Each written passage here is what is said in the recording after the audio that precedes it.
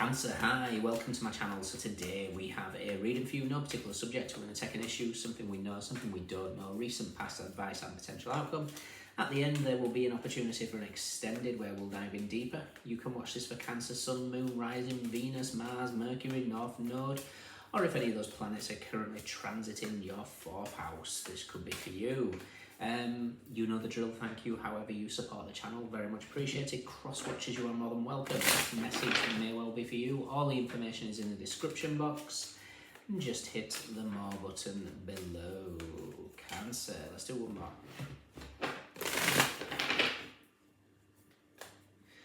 What have we got? We have the moon. The moon is a card of dreams, is a card of emotions, it's illusions, but it's also, you guys are ruled by the moon. It's like you can see through the veil, through the illusions of aspects of life. Interesting. I'm hearing that song from Serendipity, When You Know. Okay. What do we know? You know who you are. What don't we know? Ooh. Recent past.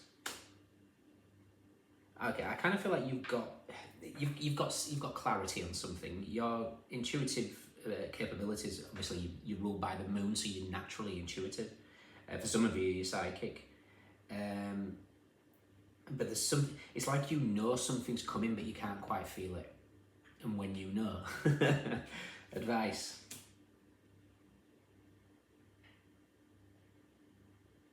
And potential outcome. Okay, interesting. Interesting. So this could go a few different ways. We've got the Three of Wands, which is the Sun in Aries, with the Four of Cups and the Seven of Wands, Ace of Wands, Nine of Wands, Two of Pentacles, Eight of Pentacles, Ten of Wands, Seven of Cups, Two of Swords, Five of Swords, the Hermit, Judgment. Okay. It feels like you're half expecting for chaos to ensue, but if you see the bigger picture of something. It's like you can see something clearly, but something is trying to maybe distract you. So I want you just to trust what that inner child is saying to you. Because I'm getting this weird aspect that I'm picking up here. It's almost like maybe people trying to distract you from what you feel in some format. You know, maybe past energies coming to the surface to show you, you know, where we made mistakes in the past, and it's like there's an energy that's trying to stop you from marching forward. But ultimately, you guys are ruled by the moon, but also by the card, the Chariot, which is self-control. If you master self-control, nothing can stop you. But it feels like I'm just being bombarded with movies here. So we've got When You Know from Serendipity. You know, you can't deny it. It doesn't have to be about romance. It's like when you know something's burning inside you that you need to pursue something, and that's in your environment. But I'm also getting Lord of the Rings when Arwen goes to, she has that dream, she has that premonition of children in the future with Aragorn, and then goes to her father to find out, you know, you saw this, why didn't you say anything? And his interpretation, because he saw pain, so he tried to protect her from that. And it's kind of what's going on here. It's like you know something and somebody's trying to change it for whatever format that is. Somebody's trying to, I don't know, have you second guessing something. So we've got the moon.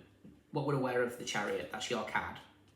Moon and the Chariot together indicates, you know, you stepping into your mastery in terms of your intuitive capabilities. What you're not aware of is the Tower. The Tower is coming. Hagalaz rules the 28th of October to the 13th of November. Hagalaz rules destruction and chaos. It's something is happening, it's bubbling under the surface. You feel it, but you just can't quite pinpoint it. Recent past is the High Priestess. You've been communicating directly with the High Priestess, especially in dream time with the moon here. You've been your own muse. You've really worked on yourself to bring yourself into that energy of the Chariot. And there's just something here that feels like, so you can see something clearly, and people are trying to, I wouldn't say gaslight you, it could be, but they're almost trying to belittle you in a sense, or belittle your achievements in a sense. Like I said, what area of life this is, I don't know. This could be you clearly see somebody in your environment that's, masks are slipping, but nobody else does. I can think of several in my life, and everybody loves them, and I'm like, but my face gives it away before I even open my mouth. The eyebrows are everywhere. So yeah, this could be you know something and you're kind of just waiting. Your advice is the Page of Wands.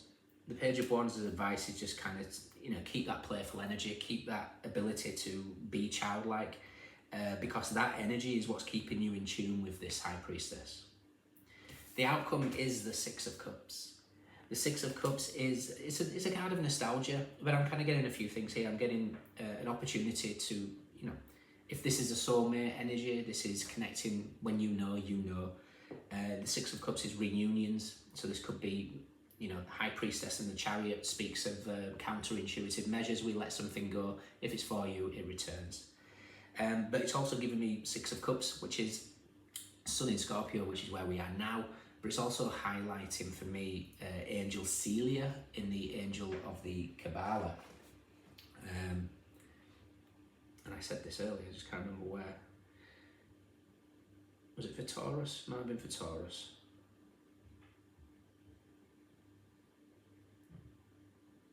So Celia is represented by the Six of Cups. Behind my motivations are my intentions. It's the angel of motivation, helps us activate our energy, our vital force to make efforts with the right intention without burning out or forcing ourselves. It makes us understand that the key to finding the right motivation lies in our intention, which is the most powerful engine. Okay. Patron of the four elements. Situations, weakening heart, confidence, lack of confidence, egocentrism, selfishness, enthusiasm, lack of enthusiasm, awakening, muscles, optimism, hurricane, laziness, stimulation, and will. Okay? And that's the energies that are at play now, and there's like this Mars energy that's coming in. So we're going to check out the Sun and the Death card to represent Pluto.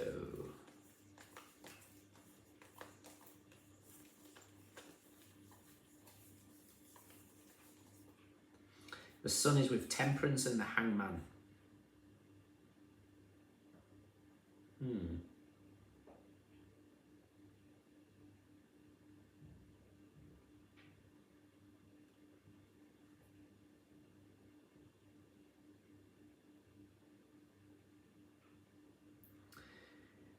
Again, we're talking about confidence here. Death is with the Knight of Pentacles and the Hierophant. Okay, there's a storm brewing. You know it, you can feel it. What's your final card? Is the Ace of Pentacles. Okay, so pay attention to your intuitive nudges. Pay attention to when the energy switches. It always reminds me of this when I went to a football match with my brother years ago. And we went into one pub, and this was way before I had tapped into any sort of gifts. And I just knew we had to get the hell out of there. I ended up getting pretty overwhelmed and upset, and I don't even think I'd finished my drink, which was, the first 10 days. And we ended up leaving, and we found out later that a massive riot kicked off in that place not long afterwards. And that was just paying attention to the subtlety of changes within the energy field. And that's kind of what's going on here. It's like something's coming. You're paying attention to the subtleties of what's happening.